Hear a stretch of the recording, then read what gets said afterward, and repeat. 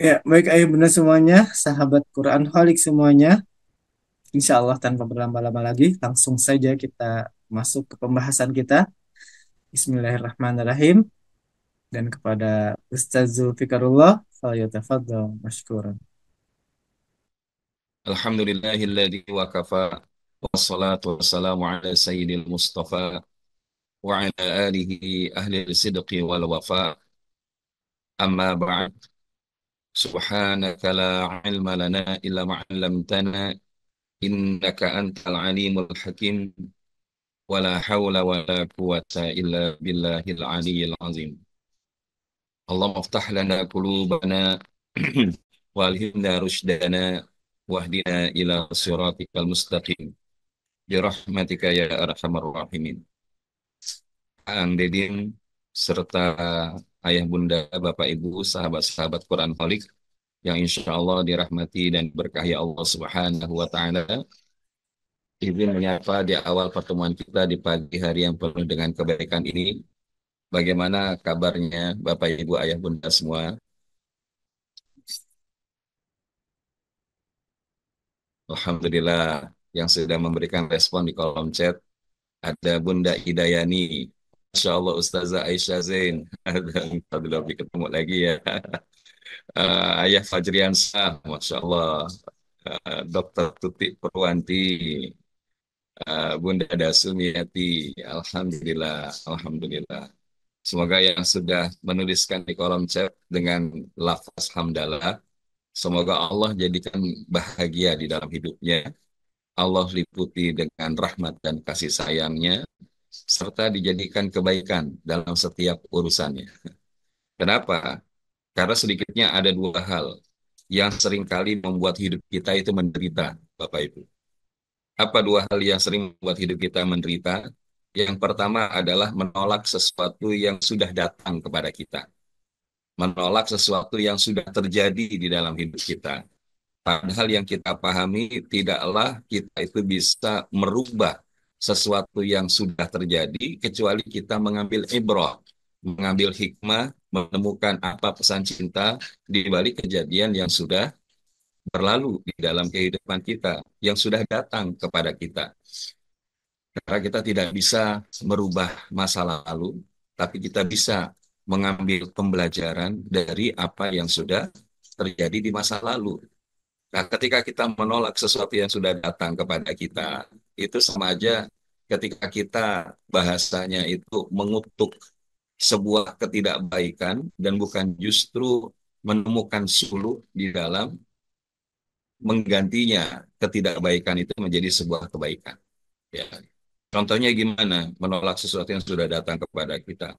Dalam hidup kita boleh jadi kita pernah mengalami kegagalan, kita pernah mengalami ketergelinciran, kita pernah bahkan mendapati kehilangan dari orang-orang yang sudah lebih dulu mendahului kita, yang mereka begitu dekat dengan kita.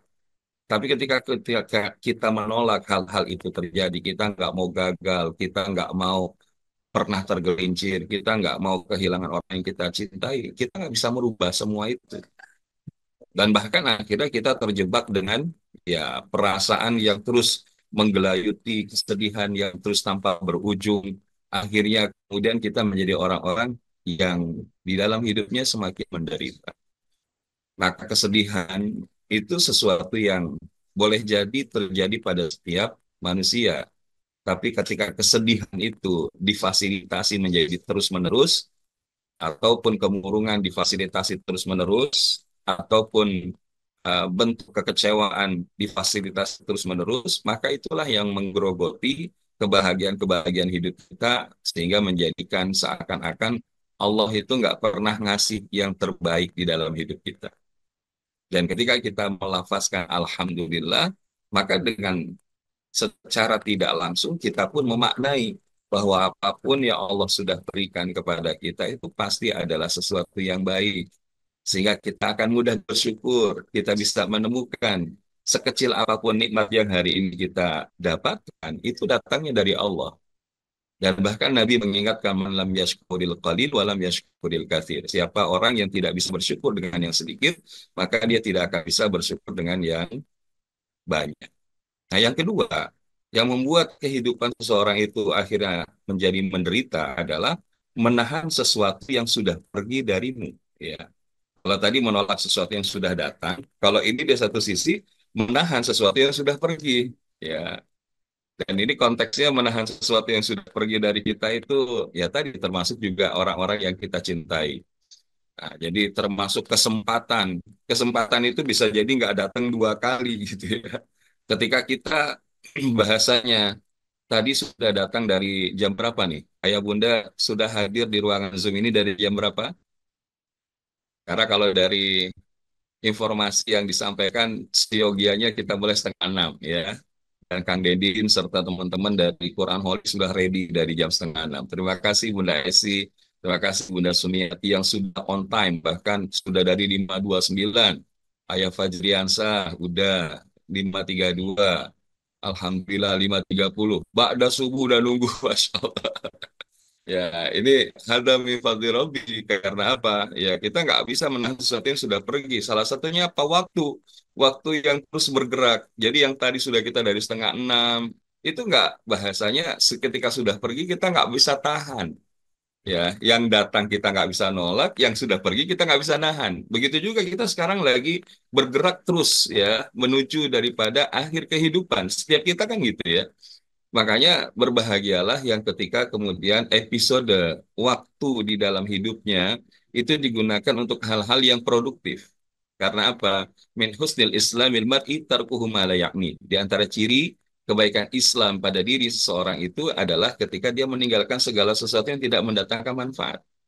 Jadi sambil tadi menunggu proses sampai kemudian kita masuk, pagi tadi sempat mendengarkan dan menyimak ya sebuah tayangan di media televisi dalam spirit Hari Anak Nasional kemarin ya.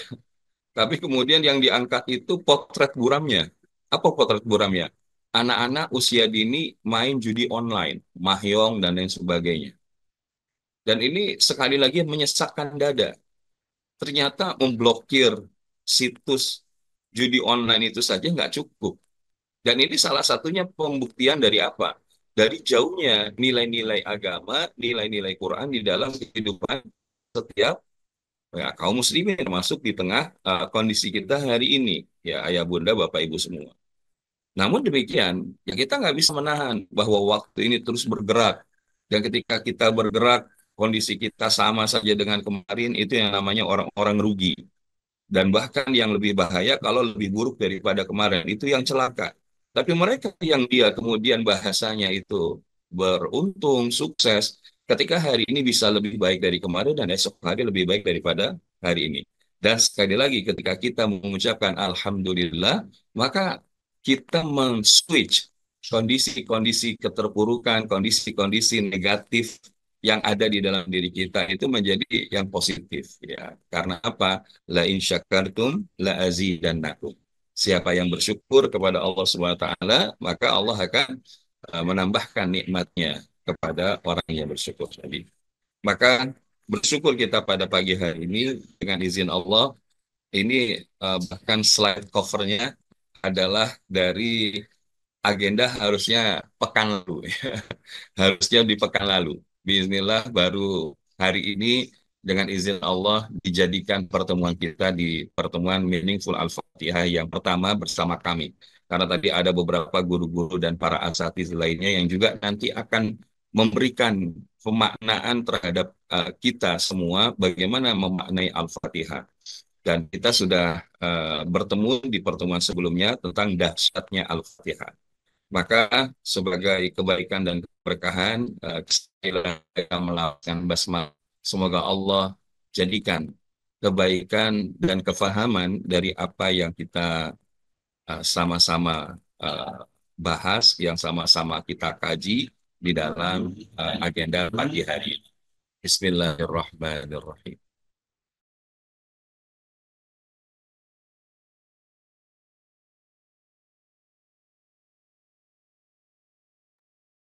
Baik, Bapak Ibu, Ayah Bunda, ya mangga kita akan mulai dari sini ya karena pembuktian pagi itu menjadi semangat dengan penuh kebersyukuran.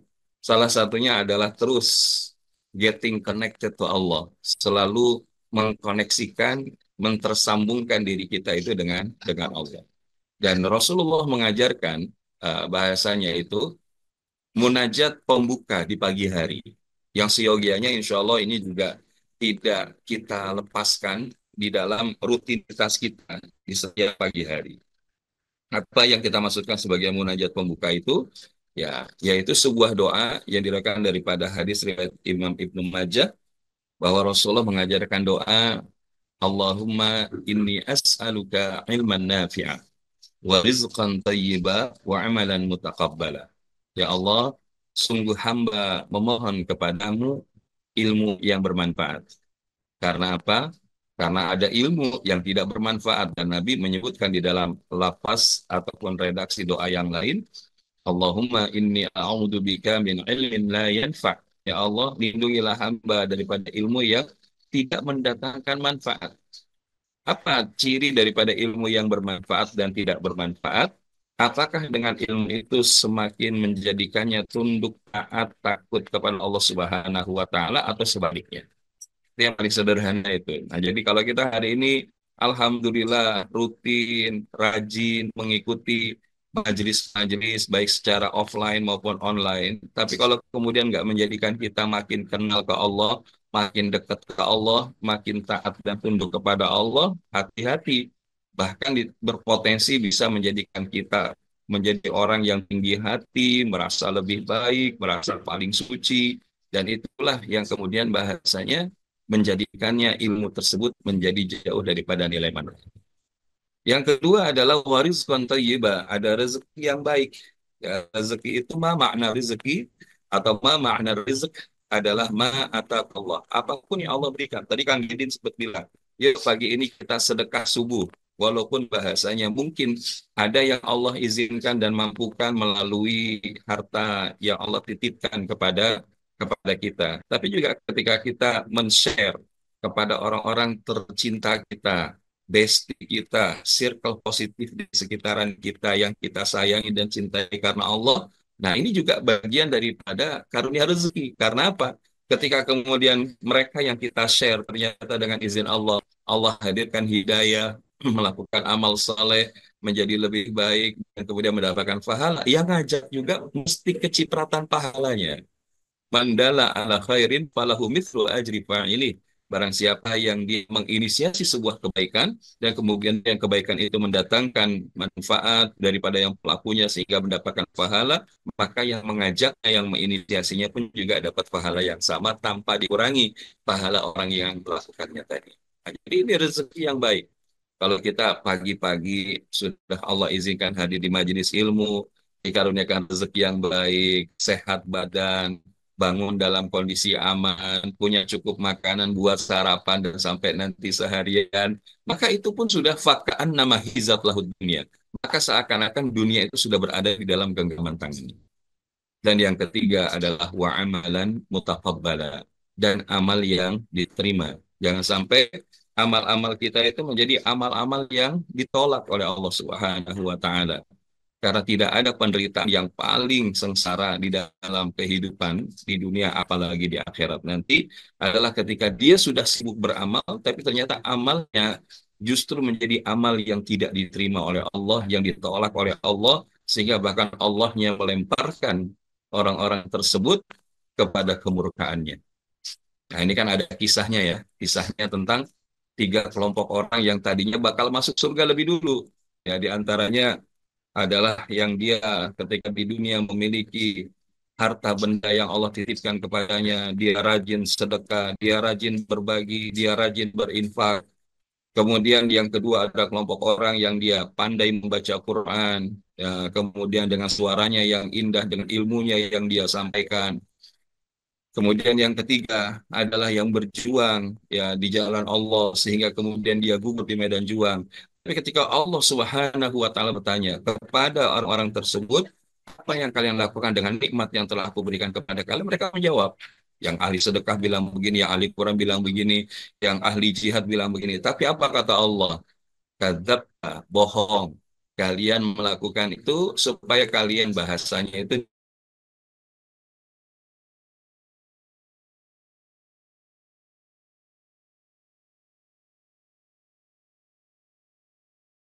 di kalian sedikit pun tentang aku.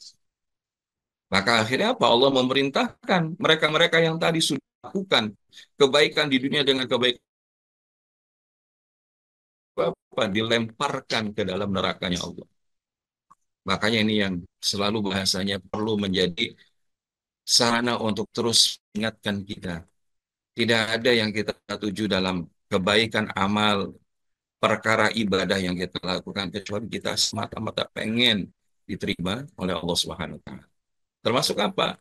Saat kita membaca Quran, saat kita membaca ayat-ayat di dalam Al-Qur'anul Karim, kita bukan cuma sekedar baca, tapi kita pengen apa yang kita baca menjadi amal yang diterima oleh Allah dan memberikan pantulan di dalam kehidupan kita. Karena Al-Quran adalah merupakan life guidance, petunjuk di dalam hidup kita. Hudan linnas, hudan lil mukminin, hudan lil muttaqin. Petunjuk bagi seluruh manusia, petunjuk bagi setiap orang beriman, dan petunjuk bagi orang bertakwa. Jadi kalau kita bahasanya pengen mencapai pencapaian manusia terbaik, kemudian mukmin terbaik, muttaqin yang terbaik, tapi kalau kitanya nggak menggunakan Quran, lapiye.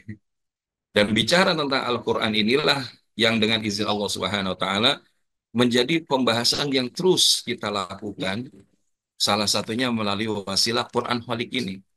Dan alhamdulillah kemarin kami sudah dapat informasi, sudah ada pembahasan surat-surat pendek sebelumnya.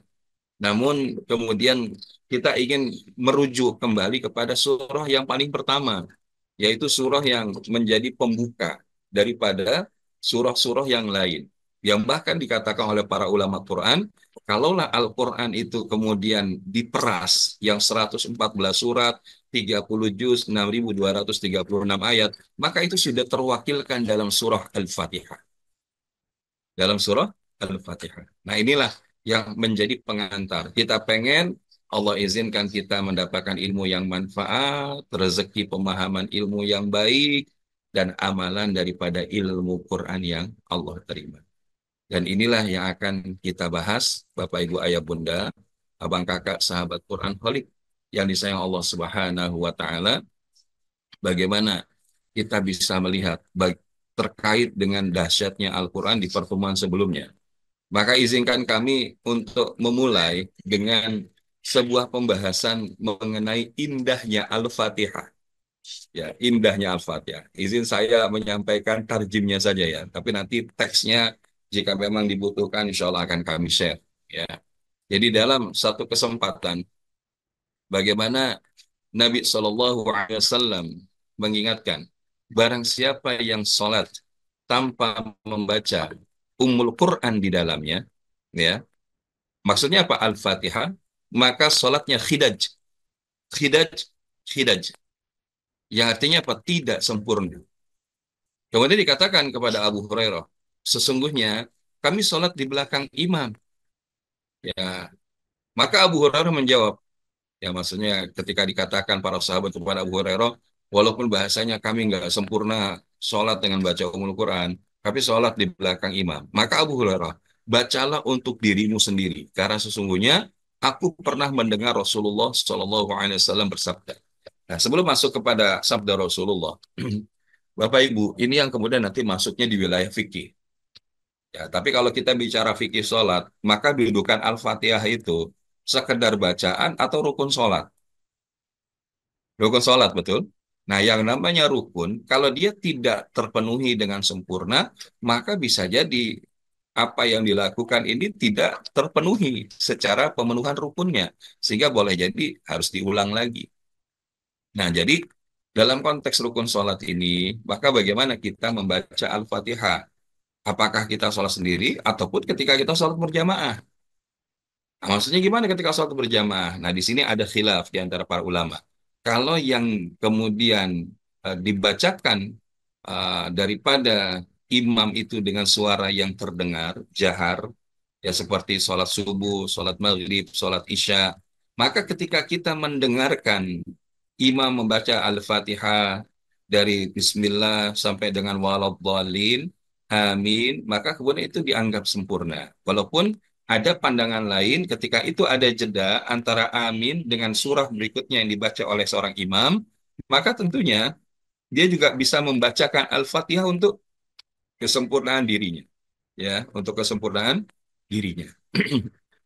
Nah, adapun kalau yang sholatnya sir, sholat zuhur, sholat asar, tentu tidak ada perbedaan dalam pandangan itu. Nah, sehingga ketika kita bermakmum, kemudian kita masuk di waktu ruku, walaupun sebagian ulama lain mengatakan bahwa itu masih dihitung satu rakaat selama imam belum i'tidal. Nah, namun kalau kita kembali kepada kesempurnaan Al-Fatihah, maka ketika dia tidak mendapatkan Al-Fatihah secara sempurna, maka dia perlu menambahkan satu rakaat lagi di dalam sholatnya itu yang terlambat untuk digantikan karena apa? Menyempurnakan Al-Fatihah. Nah, ini nanti masuknya ke wilayah fikih, tapi nanti insya Allah guru-guru yang lain yang akan membahas lebih dalam terkait dengan ikhtilaf perbedaan. Nah, Ustaz, tapi kan saya yakinnya selama saya bermakmum imamnya belum i'tidal, maka saya sudah menganggap sempurna. Silahkan, itu juga nggak menjadi sebuah hal yang membedakan. Tapi bagi kita, ya tadi, ketika kami mendapati bahwa tidak ada kesempurnaan sholat tanpa membaca Ummul Quran, yaitu membaca Al-Fatihah, maka ini menjadi satu garis tegas. Artinya apa? Kita perlu membaca, wajib membaca Al-Fatihah di dalam setiap rakaat sholat kita. Ya, wallahu a'lam. Nah, jadi sekarang kita masuk. Di dalam hadis Nabi SAW, Rasulullah dalam konteks ini Abu Hurairah menjelaskan bahwa sungguh aku pernah mendengar Rasulullah SAW bersabda, menyampaikan sebuah hadis qudsi. Aku bagikan sholat antara aku dan hambaku jadi dua bagian. Dan bagi hambaku apa yang dia minta. Apabila seseorang hamba berkata, Alhamdulillahi Rabbil Alamin. Segala puji bagi Allah, Tuhan semesta alam. Maka Allah berfirman, hambaku telah memujiku.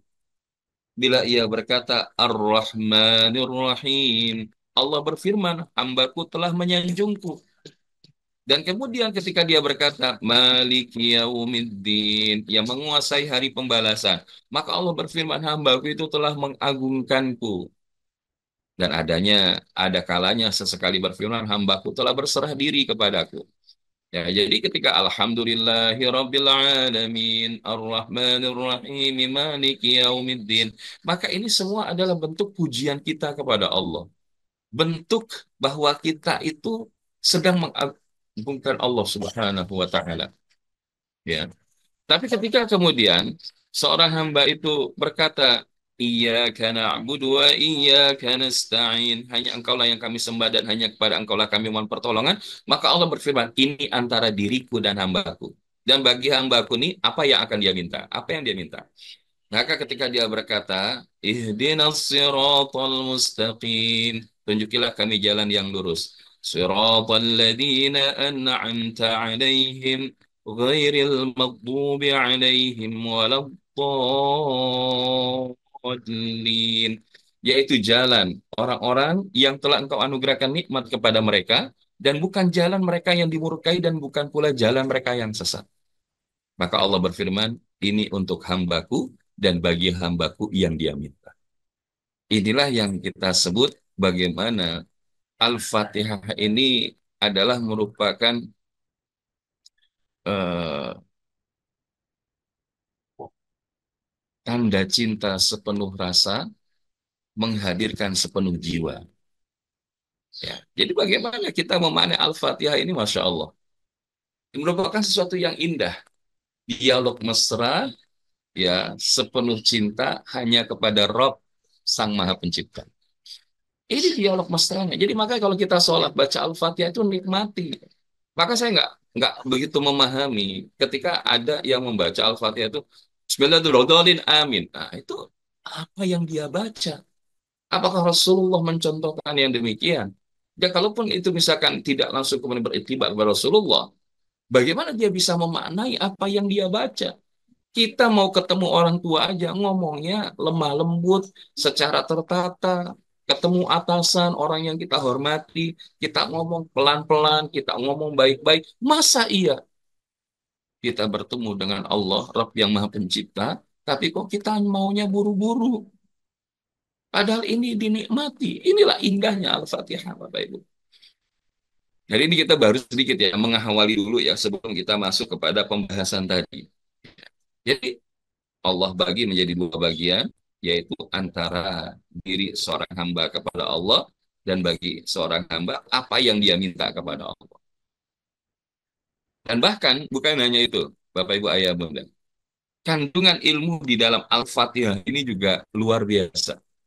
Ya, kandungan ilmu di dalam Al-Fatihah. Jadi kita baru bicara Fatihahnya dulu ya. Kita belum masuk kepada masing-masing ayat. Nah, jadi kami merujuk kepada kitab Marah Labid lil Kashfi Ma'na Quran dari Syekh Nawawi Al-Bantani, ya, mana kemudian menyebutkan setidaknya ada 4 kandungan pokok ilmu di dalam Al-Quranul Karim ini. Sebagaimana Imam Nawawi menuliskan bahwa Al-Fatihah ini mencakup 4 jenis ilmu. Apa 4 jenis ilmu itu? Yang pertama adalah usuluddin, ilmu usul, prinsip-prinsip agama. Maksudnya ilmu prinsip-prinsip agama apa? Yang mencakup masalah ketuhanan, kenabian, kebangkitan hari kiamat. Nah, jadi materi ketuhanannya ada di dalam Alhamdulillahi Rabbil Alamin Ar-Rahmanir Rahim. Kemudian materi kenabian termaktub di dalam kalimat Alladzina an'amta alaihim, mereka yang kau berikan anugerah, dan materi kebangkitan hari akhir, hari kiamat di dalam kalimat Maliki Yaumiddin, penguasa hari kebangkitan ataupun hari agama. Nah, jadi ini adalah ilmu usul. Yang kedua adalah ilmu furu atau cabang-cabang agama yang menjadi turunan dari ilmu usul yang disebut juga ilmu syariat. Dan dia mencakup ibadah baik sosial maupun ibadah individual. Sosial melalui harta, ibadah individual ya, antara dirinya dengan Allah Subhanahu wa taala itu tertuang di dalam iyyaka na'budu, hanya kepadamu lah ya Allah kami menyembah.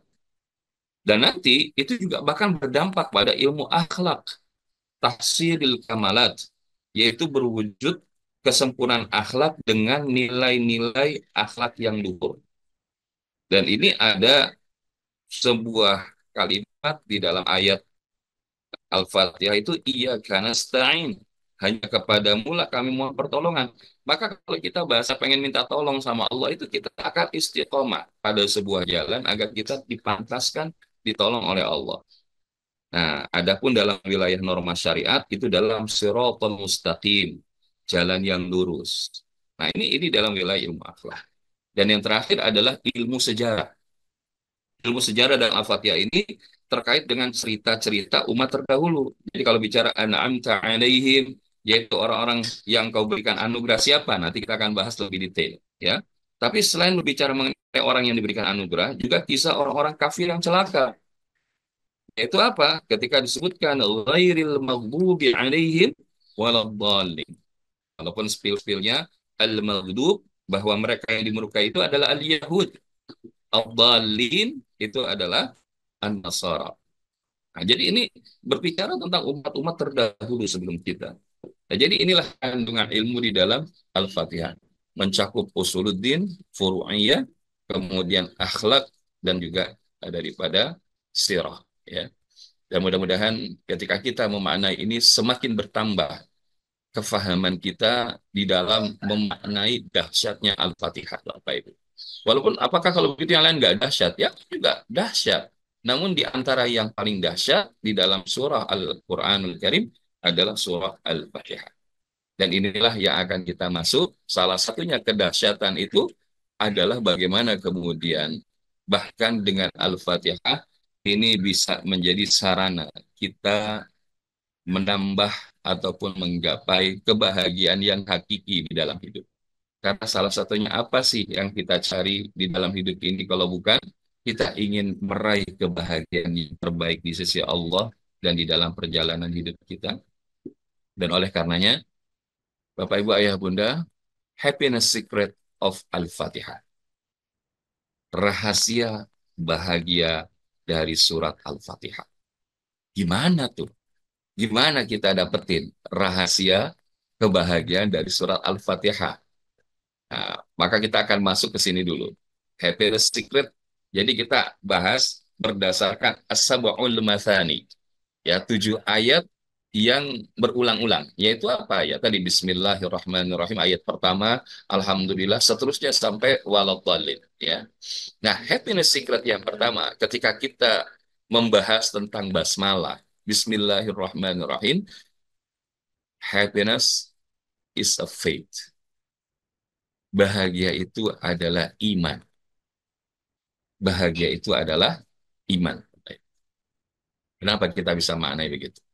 Jadi ketika kita membaca Bismillahirrahmanirrahim, nah nanti kan kita akan masuk lagi di dalam khilaf. Ada yang membacanya jahar, ada yang membacanya sir, atau bahkan ada yang langsung melewati kepada langsung membaca Alhamdulillah. Namun itu sekali lagi, bab fikih ini tentu sangat luas ya Bapak Ibu. Tapi kita mengambil yang umum, jumhur, yang itu majority yang kita pakai.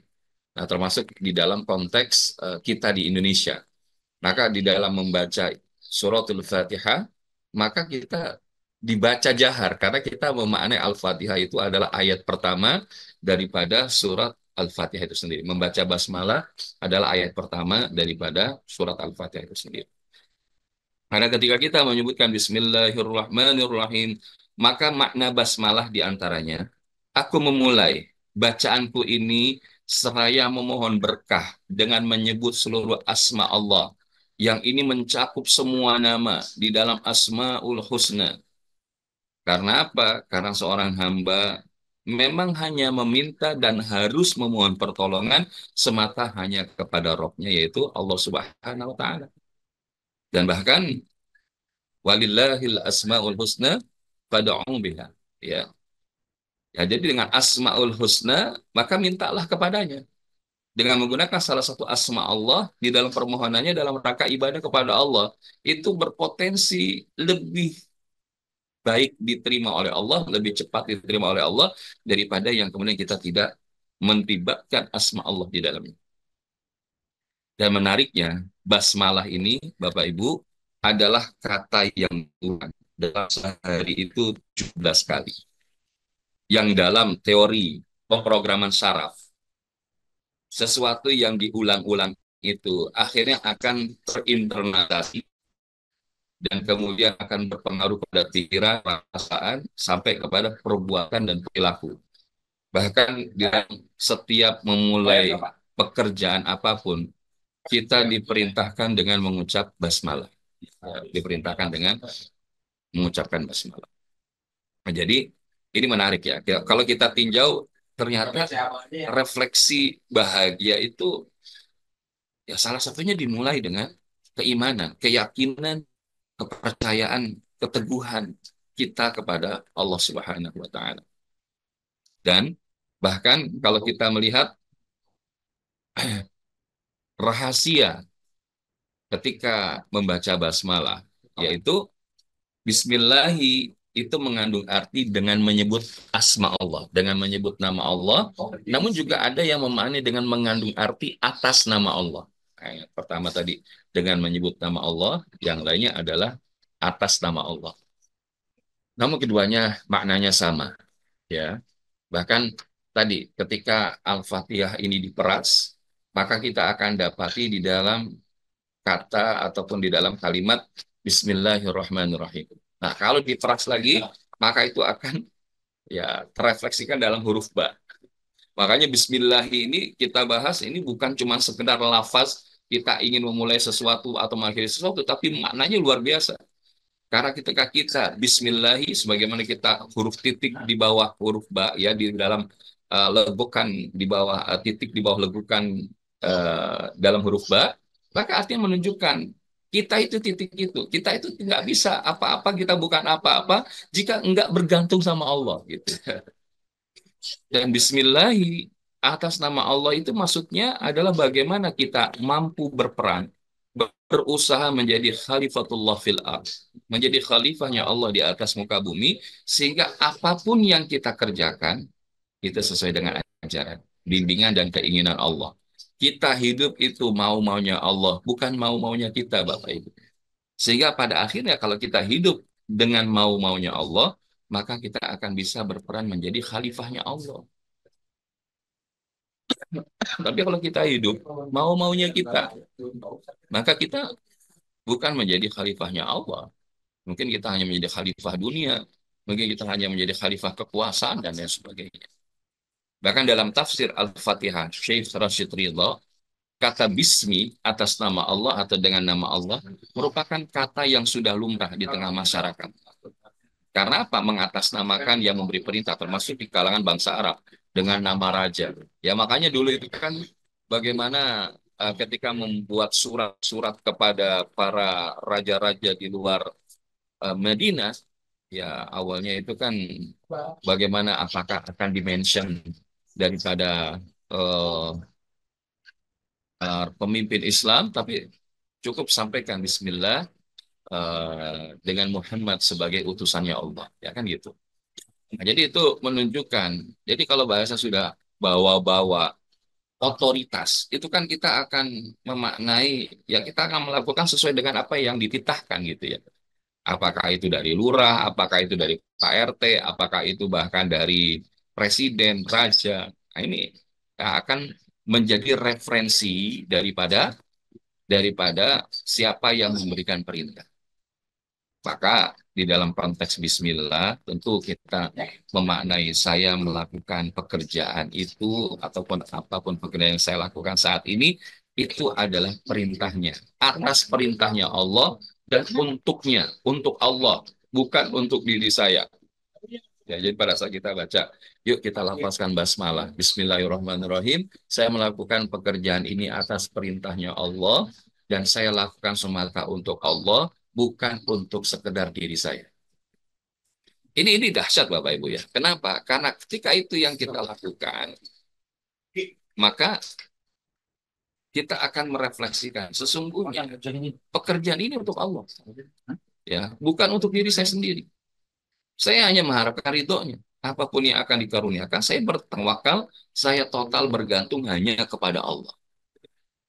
Ini dahsyat Bapak Ibu ya. Jadi ketika kita bismillah tuh, ketika baca bismillah atau basmalah, maka kita itu sedang berserah diri kepada Allah. Kita sedang melibatkan Allah, kita sedang mengatasnamakan Allah dari apa yang kita kerjakan. Makanya kita suka bilang gini, ketika misalkan, mohon maaf, yang hadir hari ini Alhamdulillah ada hampir 300 ya. 300 ya, mudah-mudahan bisa tembus minimal 300 sampai 400. Saya pengen tanya Bapak Ibu, tolong dijawab ya, tolong dijawab. Menurut Bapak Ibu, apa hukumnya merokok? Ya, apa hukumnya merokok? Silakan. Wah, haram. Haram. Wah, ya, ya, ya, ya. Wah, wah, wah. Ini udah jelas ya. Oh, ini ada yang makruh.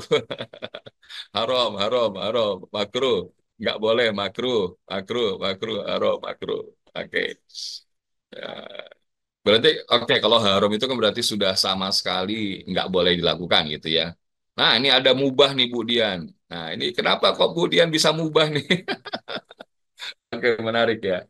Nih gini, kalau makruh itu kan gini, sesuatu yang tidak disukai, sesuatu yang dibenci. Makruh itu misalkan, mohon maaf, mengkonsumsi piti wal jengki, misalkan. Nah, itu makruh karena apa? Kalau ya memang menikmatinya pada saatnya itu enak, tapi efeknya itu kan biasa aja nggak enak gitu.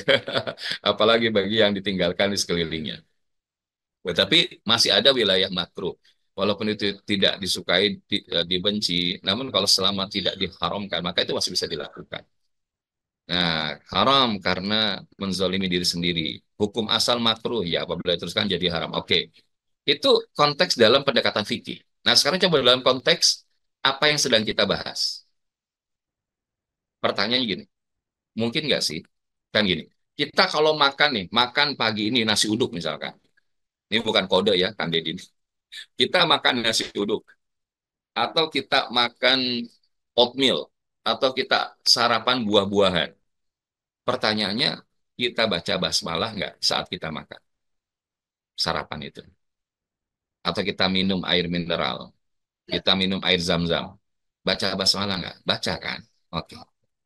Karena ketika yang kita makan itu adalah halal dan thayyibah, maka kita berharap yang kita makan itu menjadi sebuah nilai kebaikan yang mengundang kebaikan dari Allah Subhanahu wa taala. Tapi ketika kita wa'nyadubillah, ya saat merokok lah bukan kita ya. Pada saat seseorang merokok, apakah ada orang yang merokok itu baca bismillah dulu? Pak, minta koreknya dong. Bismillahirrahmanirrahim. Ada nggak?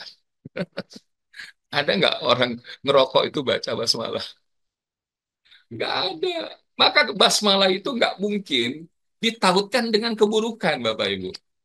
Mau mencuri, Bismillahirrahmanirrahim. Mau korupsi, Bismillahirrahmanirrahim. Nggak ada, Bapak Ibu. Karena nggak mungkin seseorang itu mentautkan, mencampurkan bainal haq wal batil. Ya. Dan sederhananya gini, kalau bahasanya memang itu tidak baca bismillah, sebetulnya kan sudah ditinggalkan itu jauh lebih baik. Bahkan hebatnya itu ya, para perokok. Di merokok itu sudah disebutkan, merokok dapat menyebabkan jantung, impotensi, segala bentuk mudarat. Pertanyaannya, apakah yang merokok itu bisa baca apa enggak? Nah, kanker, merokok membunuhmu.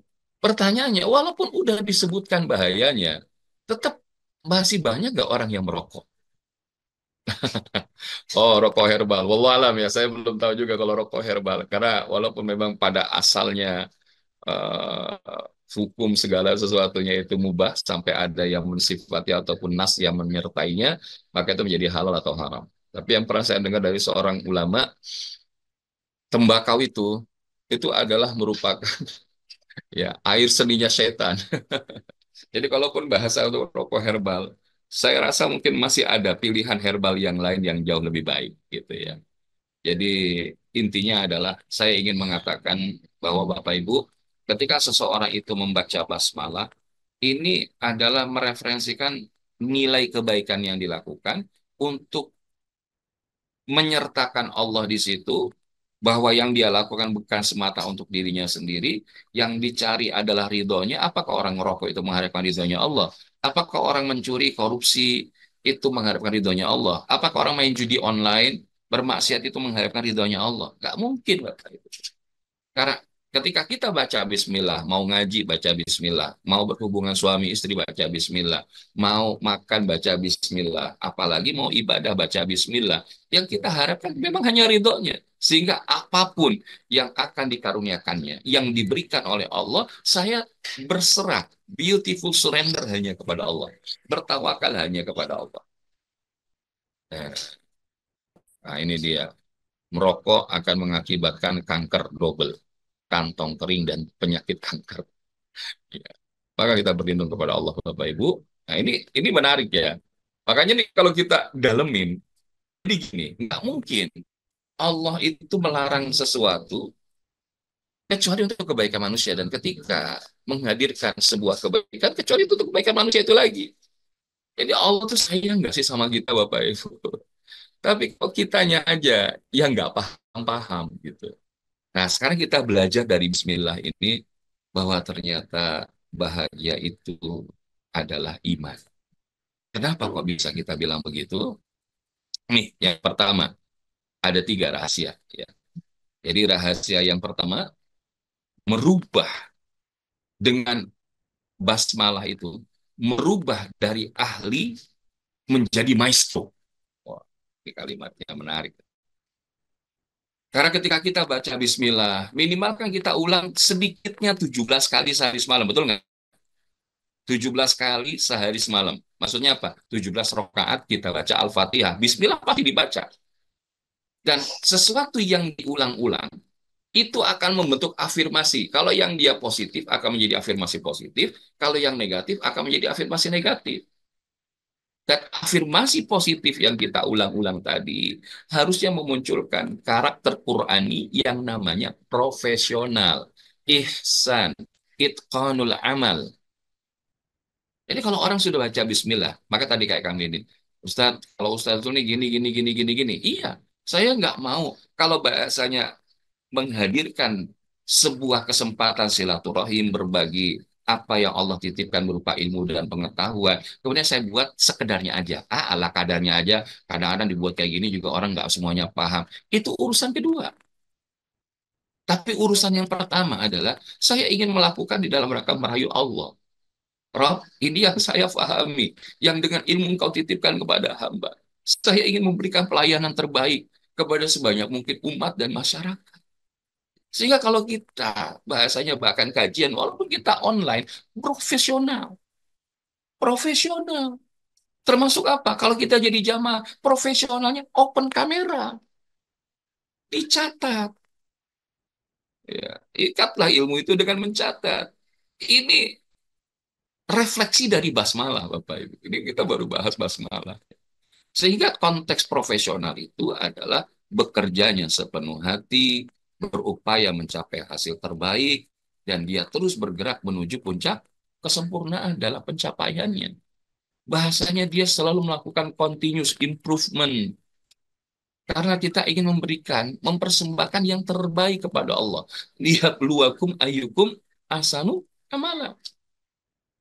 Karena kita itu ya dijadikan kehidupan yang kematian, itu untuk menguji siapakah di antara kalian yang paling baik ilmunya. Mungkin kita nggak bisa ber apa namanya berlomba dengan orang yang banyak harta, tapi kita bisa dengan ilmu. Kita nggak bisa berlomba dengan orang yang banyak ilmu, kita bisa dengan harta. Kita berlomba dengan mereka yang banyak ilmu dan banyak harta dengan tenaga. Oh iya, iya iya iya nggak apa-apa. Ya Ustazah Aisyah Zen, Ustazah Umu Yain, mohon ridhonya. Insya Allah ridho, ridho. Kalau di sini mah ridho aja. Belum profesional persiapan ke sekolah, aman.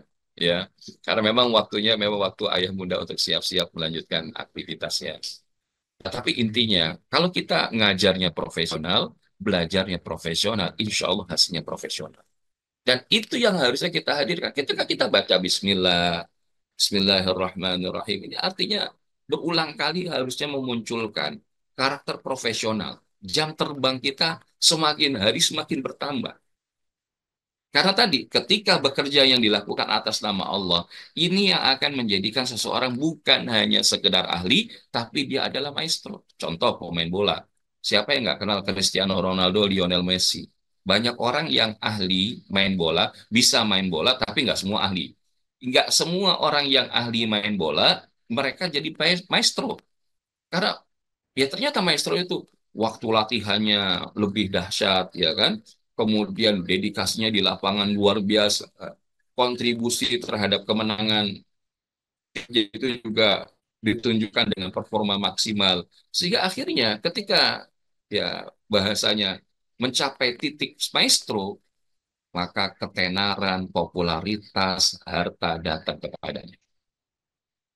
Nah, ini dalam wilayah atlet saja, itu yang dilakukan berulang-ulang bukan hanya menjadikan ahli, tapi juga bahkan menjadikan dia maestro. Pilot dikatakan expert itu ketika 10,000 hours rule. Dia punya 10.000 jam terbang. Ya, 10.000 jam terbang.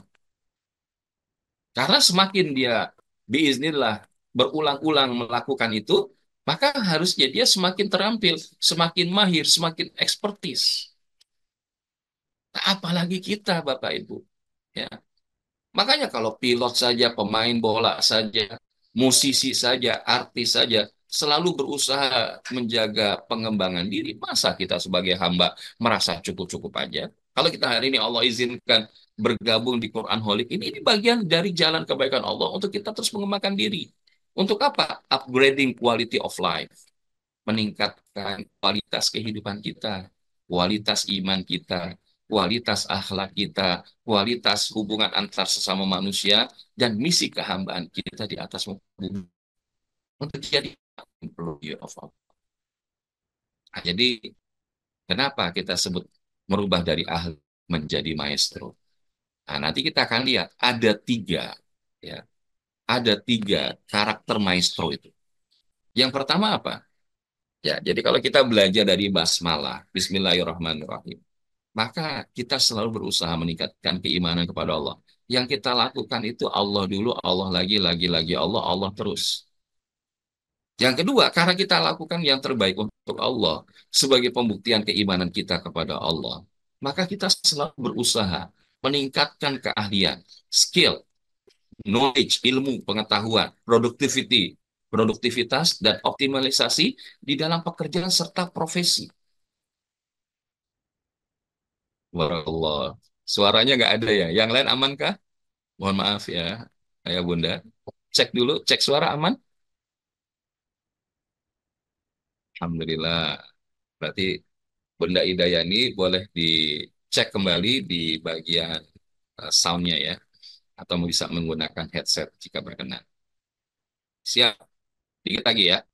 Nah, jadi akhirnya ketika dia selalu berusaha meningkatkan keahlian, pengetahuan, produktivitas, optimalisasi dalam bekerja, karena malu dong, saya baca bismillah tapi kerja gitu-gitu aja. Saya malu dong baca bismillah, melayani suami dan anak-anak kok gitu-gitu aja. Malu dong saya baca bismillah tapi nggak memberikan nafkah terbaik untuk istri dan anak-anak gitu ya. Alhamdulillah, terima kasih Bunda Rusda. Asik nyimak dan nyatet. Iya, bahkan harapannya saya nanti akan minta ke teman-teman panitia. Kalau ayah bunda ingin materinya, Ustadz boleh nggak di-share PDF-nya? Boleh. Tapi nanti ada syaratnya. Pertama apa? Gabung di grup Quran Holic. Yang kedua, bisa istiqomah mengikuti sampai selesai. Karena ilmu itu harapannya berkelanjutan. Jangan berhenti di tengah jalan gitu ya. Yang ketiga, kemudian mensiarkan. Kita meresume apa yang kita dapatkan, hal menarik apa, di-share di medsos. Nah, insya Allah, kemudian yang keempat, meluaskan syiar sedikitnya kepada 5 orang sahabat terbaik di sekitaran kita. Nah, pastikan mereka nanti bisa ikut di pertemuan berikutnya. Nah, bismillah nanti insya Allah handout PDF-nya ini saya akan berikan ke Kang Dedin dan teman-teman panitia. Ya, Alhamdulillah. Supaya apa? Kalau ayah bunda kemudian dapat, kemudian disiarkan lagi, boleh nggak Ustaz? Boleh banget. Makanya talakinya dulu. Jangan nanti, wah pengen dapat ini tapi nggak talaki. Nanti pemahamannya kemana-mana gitu ya. Tapi ketika sudah dapat, nanti dikembangkan, monggo. Gitu ya. Nah, jadi gitu ya Kang Deddy. Insya Allah sedikit lagi saya bahas ada 3 rahasia. Jadi 3 karakter maestro itu selalu berusaha meningkatkan iman kepada Allah, selalu berusaha meningkatkan skill dan expertise, dan yang ketiga selalu berusaha meningkatkan interpersonal skill atau positive relationship with others. Ya, meningkatkan hubungan yang positif dengan orang lain. Makanya kita kalau kumpul kayak begini bukan hubungannya antara murid dengan guru, ustadz dengan jamaah, tidak. Tapi kita ya sedang berperan menjadi bagian dari hamba. Ya bedanya Al-Fakir dititipkan kesempatan, dititipkan sebagian pengetahuan dari Allah. Ya satu waktu mungkin atau saya bisa menjadi penyimak dari Bapak Ibu yang hari ini hadir dan sedang menyimak gitu kan. Ya, mohon maaf saya yang terpental nih ya. Bismillah. Izin bisa saya sebut lagi ya. Tetap. Nah, jadi yang pertama bahwa bahagia itu adalah iman. Karena dengan keyakinan kita dalam refleksi surat Al-Fatihah merubah dari sekedar ahli menjadi maestro.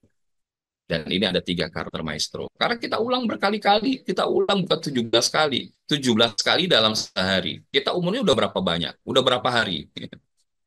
Maka harusnya kita bukan lagi cuma sekedar ahli, tapi menjadi maestro. Menjadi ya sebagaimana bisa mensimfonikan ya seorang komposer di tengah para musisi yang lain. Maka begitu juga, kalau hidup kita itu kemudian total bergantungnya hanya kepada Allah, maka dia ingin menguatkan bukan hanya saja hablum minallahnya yang baik, tapi juga hablum minannasnya juga baik. Nah, Bapak Ibu, itu adalah secret yang pertama. Yang kedua adalah puncak optimisme adalah ketika seseorang itu mengatakan bersama Allah kita bisa.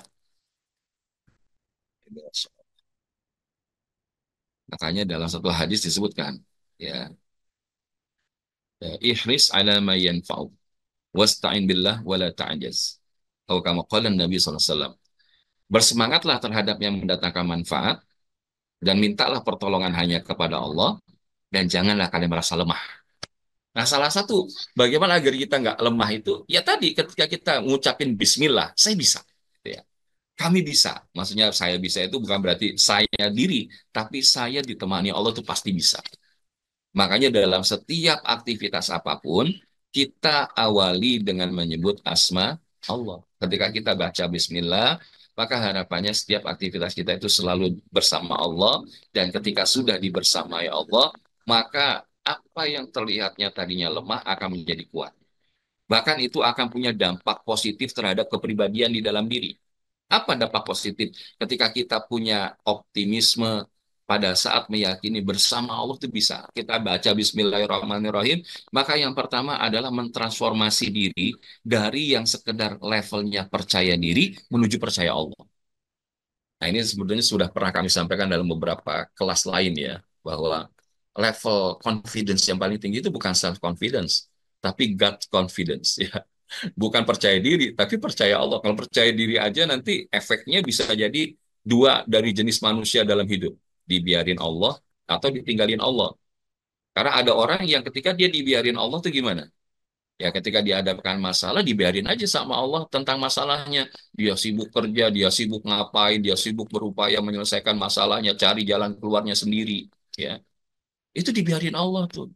Akhirnya dia capek dengan urusannya mengandalkan kemampuannya sendiri. Yang lebih bahaya lagi ditinggalin Allah. Ketika ada masalah, dia menghalalkan segala cara. Dan Allah membiarkan dia dengan maksiatnya, dengan segala perkara mungkarat yang dilakukannya. Itu pelajar dari siapa? Fir'aun. Wa'iyadzubillah. Nah, tapi kalau dia percaya Allah, dia selalu melibatkan Allah. Kalau bahasa kami di apa ya di PP Institute itu yang sering digaungkan itu adalah ikhtiar iman maksimal. Bahwa yang kita lakukan boleh yang terbaik, tapi dalam wilayah hasil kita serahkan sepenuhnya hanya kepada Allah. Ya, selalu melibatkan Allah. Wa may yatawakkal 'ala Allah fahuwa hasbu. Maka Allah akan mencukupkannya. Bahkan ketika kita meyakini bersama Allah itu bisa, akan menjadikan semua aktivitas itu bernilai ibadah. Tersibghah, celupan, ya, karena sibghat Allah. Wa man ahsanu minallahi sibghah. Ya, siapakah celupan yang paling baik selain daripada celupan dari Allah? Dan ini akan menguatkan total bergantung kita hanya kepada Allah. Coba makan itu jadi nilai ibadah gara-gara apa? Kita baca Bismillah. Kerja menjadi nilai ibadah salah satunya ketika kita baca Bismillah. Bahkan hubungan suami istri, ya itu bisa jadi nilai ibadah ketika kita baca Bismillah. Maka tadi Bismillah itu nggak mungkin di dalam mereka melakukan kebatilan. Dia pasti melakukan yang hak, yang benar. Nggak ada orang maksiat baca bismillah, minum minuman keras baca bismillah, korupsi, judi, kemudian melakukan keburukan yang itu dengan baca bismillah. Nggak mungkin. Karena itu ibarat minyak dan air, nggak mungkin bersatu. Ya. Jadi akhirnya ketika dia optimisme bersama Allah itu bisa, kita belajar bagaimana ya Nabi Musa akhirnya Allah berikan pertolongan. Karena ketika itu beliau mengatakan, Kalla inna ma'iyya rabbi sayahdin. Sekali-kali pasukan Firaun itu nggak bakal ngejar kita. Sesungguhnya saya bersama Allah dan Allah pasti memberikan petunjuk. Makanya akhirnya dijadikan bagaimana Nabi Musa bisa membelah Laut Merah melalui tongkatnya. Ya. Tapi yang menarik, Rasulullah juga ya, berada di dalam Jabal Tsur. Ya. Saat itu kan Sayyidina Abu Bakar sudah khawatir betul. Ini kalau mereka menundukkan pandangan, itu pasti kita ketahuan ya Rasulullah. Nanti bagaimana dengan engkau? Nah, maka kemudian Rasul mengatakan, bukankah wahai saudaraku, ya, di antara yang berdua yang ketiganya adalah Allah. La tahzan innallaha ma'an. Jangan sedih. Sesungguhnya Allah bersama dengan kita. Nah ini nanti bicara adab ya. Kalau kita bilang saya bersama Allah, itu kan Nabi Musa. Saya bersama Allah dan Allah pasti memberikan petunjuk. Memang dikasih pertolongan, tapi mohon maaf. Umatnya Nabi Musa banyak yang kemudian justru balik arah, tidak lagi beriman kepada Allah dan Nabi Musa sebagian besarnya. Kecuali hanya sebagian kecil. Berbeda dengan umat Rasulullah. Kalau Rasulullah ketika mengatakan la tahzan innallaha ma'ana. Jangan sedih, sesungguhnya Allah bersama kita. Nah ini tadi, bersama Allah kita bisa. Allah kasih pertolongan dan Allah jagain umatnya Rasul. Maka kita juga gitu, jangan bilang, oh saya bersama Allah. Tidak, tapi katakan Allah bersama kami. Allah bersama saya. Itu mendahulukan Allah. Maka ketika kita baca Bismillah, ini akan menjadikan aktivitas itu bernilai ibadah. Nah yang terakhir, Bapak Ibu, adalah kekuatan iman yang menakjubkan. Karena ketika kita baca bismillah itu refleksi pantulan iman. Karena disebutkan ajaban di amril mu'min inna amrahu kullahu lahu khair wa laisa dzaka li ahadin illa lil mu'min. Sungguh menakjubkan urusan daripada orang yang beriman. Karena apa? Semua urusannya baik dan itu tidak ada pada diri seseorang kecuali orang yang beriman. Semua urusannya baik. Karena dengan kekuatan iman, dia mampu melakukan yang menakjubkan. Dari hal yang nggak mungkin jadi mungkin. Nggak mungkin itu kan versi kita, betul nggak Bapak Ibu? Tapi kalau kita sudah baca Bismillah, ketika kami, Alhamdulillah Allah amanahkan 9 orang anak. Ketika kita kemudian masuk tahun ajaran baru, Bismillah, yang nggak mungkin jadi mungkin. Yang lemah jadi kuat. Yang kecil jadi besar. Yang miskin jadi kaya. Yang bodoh jadi pintar dengan izinnya Allah Subhanahu wa taala. Ya. Dan ini kita bahkan belajar dari kisah keberhasilan Sultan Muhammad Al-Fatih dalam menaklukkan benteng Konstantinopel. Setelah 40 hari, 40 malam nggak tembus-tembus itu benteng Konstantinopel, maka Golden Horn itu ditaklukkan dengan apa? Setelah itu beliau etikaf, kemudian beliau berkhulwat dengan Allah, kemudian tergaung-gaung apa daripada hadis Rasulullah bahwa nanti Konstantinopel akan ditaklukkan oleh sebaik-baik tentara yang dipimpin oleh sebaik-baik pemimpin. Maka itu menguatkan keimanannya dan Allah ilhamkan. Bagaimana kemudian menyeberangi gunung, itu kapal-kapal yang begitu berat, itu dibawa dalam waktu semalam. Ya. Sehingga akhirnya tembus di Golden Horn, dan ketika keesokan paginya itu kaget orang-orang Konstantinopel. Ajaib sekali kok mereka sampai di situ. Dan itu nggak pernah terfikir. Dan disitulah titik kemenangan Allah berikan. Nah, jadi orang beriman itu, Allah akan menjadikan hidupnya nggak sibuk dengan jalan mentok, apalagi cuma sekedar cari jalan keluar. Karena Allah pasti akan berikan jalan keluar di dalam hidupnya. Gitu ya. Nah, jadi Bapak Ibu, Ayah Bunda, kita belajar dari kisah Al-Fatih. Ketika dengan keimanannya Allah berikan pertolongan dan keajaiban di dalam pencapaiannya. Jadi oleh karenanya, insya Allah, inilah 3 rahasia dari Bismillahirrahmanirrahim yang mengkristal sehingga kita maknai bahwa bahagia itu adalah iman. Karena kunci bahagia bukan tentang banyak harta, bukan tentang tingginya popularitas ataupun kedudukan, tapi bahagia itu adalah ketika kita memiliki iman yang terbaik di sisi Allah. Dan saat kita merefleksikan Bismillahirrahmanirrahim, kita sedang memantulkan keimanan kita kepada Allah. Mudah-mudahan kita akan belajar 6 rahasia lain daripada ayat-ayat berikutnya, ya.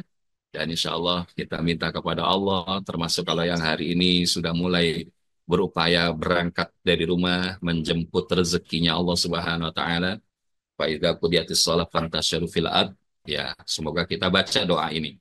Allahumma kfini bihalalika an haramik wa aghnini bifadlika amman siwa. Ya Allah, cukupkanlah hamba dengan rezekimu yang halal hingga hamba terhindar dari yang haram. Perkayalah hamba dengan kenikmatanmu hingga hamba tidak meminta kepada selain.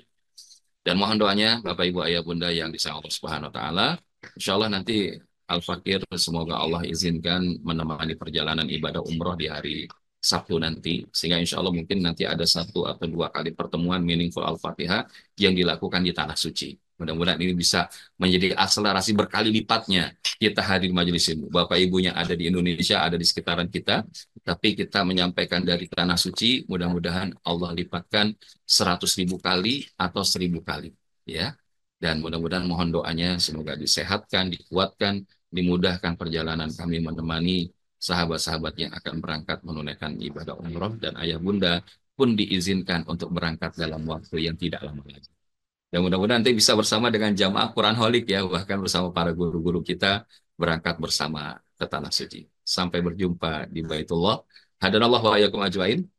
Yang apa dapat kami sampaikan pagi hari ini mudah-mudahan jadi manfaat karena kemanfaatan itu datangnya hanya semata dari Allah SWT. Namun apabila ada kealpaan, kekeliruan, kekhilafan, semoga Allah ampuni daripada kesalahan kami dan kita tinggalkan daripada yang tidak baik. Wal muwaffiq ila aqwamit thoriq. Saya kembalikan lagi kepada Kang Dedin. Jazakumullah khair. Assalamualaikum warahmatullahi wabarakatuh. Waalaikumsalam warahmatullahi wabarakatuh. Masya Allah. Oh, Alhamdulillah. Terima kasih banyak Ustaz. Sami-sami. Oh, Kang Luar Imam. biasa. Luar biasa. Ya, Kak. Iya, Alhamdulillah Ustaz. Ini saya hari ini sama Kang Dedin ada janjian ke Karawang. Jadi Oh, tadinya mau nge-host, saya bilang, karena Kang Dedin lebih dekat ke Karawangnya ya di Cipondo, udahlah saya berangkat duluan, nanti pas penutupan sama saya udah tinggal nungguin Kang Dedin gitu. Masya Masya Allah, Allah. makasih banyak Ustaz. Jazakallah khair. Jadi berangkat kapan Ustaz untuk umroh? Insya Allah hari Sabtu, Kak. Mudah-mudahan Allah izinkan. Hari Sabtu. Alhamdulillah, Masya Allah. Iya, iya. Nah, kalau mau ikut, nggak bisa lagi Ustaz ya? Maksudnya, ya nanti kita buat tanggal keberangkatan sendiri, Insya Allah. Oh iya, iya. Masya Allah. Barakallah Bapak Ibu. Gimana kajian pada pagi hari ini? Kasih dong satu atau dua kata feedbacknya atau satu kalimat juga boleh. Luar biasa nih tembus 300 orang soalnya hari malam. Merinding. Wede. Dahsyat, Masya Allah. Fokus Mas Imam menyupir. Saya lagi nungguin Kang Dedin. Luar biasa dahsyat. Alhamdulillah bermakna banget. Dahsyat. Alhamdulillah. Ya, ya. Makasih banyak Bapak Ibu. Dan bersama Ustadz Zul, kalau nggak salah ada ini ya, Ustadz ya, ada beberapa pertemuan lagi ya. Insya Allah, Insya Allah. Ini kan baru satu ya. Tadi kan Iya. kita Ah, sampaikan ada Sab'ul Mathani, berarti ada Seven Secret of Happiness ya. by Al-Fat. Ah, iya, iya. Terima kasih banyak Ustadz. Jazakallahu khairan Ini katsiran. ya, Masya mudah-mudahan jangan Allah. kapok ya. Mudah-mudahan jamaah jangan kapok nih, keluarga Quran Holik. Tadi kata Kang Imam, jangan sampai berhenti hari ini belajar Al-Fatihah. Bahkan tadi Betul. cara insya Allah perspektifnya makin luas ya. Dan ketika Ya, kita makin luas, nanti kita kristalkan pemahaman itu, kita share kepada ahli keluarga kita, kepada lingkungan kita, dan akhirnya mudah-mudahan jariahnya pun terus mengalir gitu ya menjadi insya ilmu. Allah. Dan tadi komitmen Kang Imam, insya Allah materi yang kita sudah tampilkan akan Ya, kita hadiah kepada mereka yang sudah serius daftar gitu ya, siap. supaya ada yang bisa dibawa pulang selain daripada rekaman gitu ya. Kadang-kadang ada yang memang visual perlu melihat gitu ya. Masya Nah itu insya Allah Allah. itu biar bisa Luar biasa. diperbaikan yang buat Ini teman. dahsyat, dahsyat. Ini Bapak Ibu saya nggak minta loh ke Ustadz Zul, beliau yang memberikan sendiri. Wah, luar biasa. Sebagai servis dan memfasilitasi Bapak Ibu yang visual ya Ustadz ya tadi ya. Masya Betul, Allah. betul. Ya. Oke, makasih banyak Bapak Ibu. Ustadz Zul juga sekali lagi mohon jangan kapok Ustadz.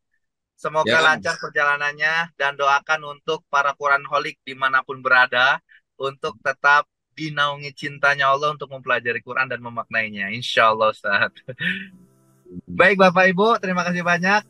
Kami mohon pamit undur diri. Mohon doanya sampai ketemu lagi di pertemuan selanjutnya itu besok bersama Ustadz Muslim. Mari kita sempurnakan pertemuan kita pada pagi hari ini dengan membacakan hamdalah, istighfar kemuliaan rasa dan doa kafaratul majelis. Alhamdulillahirrabbilalamin. Astagfirullahaladzim. Astagfirullahaladzim. Astagfirullahaladzim. Subhanakallahumma wa bihamdika asyhadu an la ilaha illa anta astaghfiruka wa atubu ilaik. Wassalamualaikum warahmatullahi wabarakatuh. Terima kasih. Waalaikumsalam warahmatullahi wabarakatuh. Syukron. warahmatullahi Jazakumullah. wabarakatuh. Jazakumullah khairan. Assalamualaikum warahmatullahi wabarakatuh. Baiklah. Saudara sampai surga. Allah khairan. Assalamualaikum warahmatullahi wabarakatuh. Assalamualaikum Waalaikumsalam. warahmatullahi wabarakatuh. Duh. I can't live without my dear. Oh Allah, because of you I feel blessed. Because of you, oh Allah, because of you I feel blessed. Oh Allah, because of you I feel blessed. Because of you, oh Allah, because of you I feel blessed. You're a gift, and the more I discover, I found peace in my mind, body, and soul. Through your light, I can never be broken. You're my shelter in the time of storm. and I can't stop thinking about you. I know you're here by my side. You're the reason I feel so amazing. Thank you for being part of my life. Subhanallah, Alhamdulillah, I can't live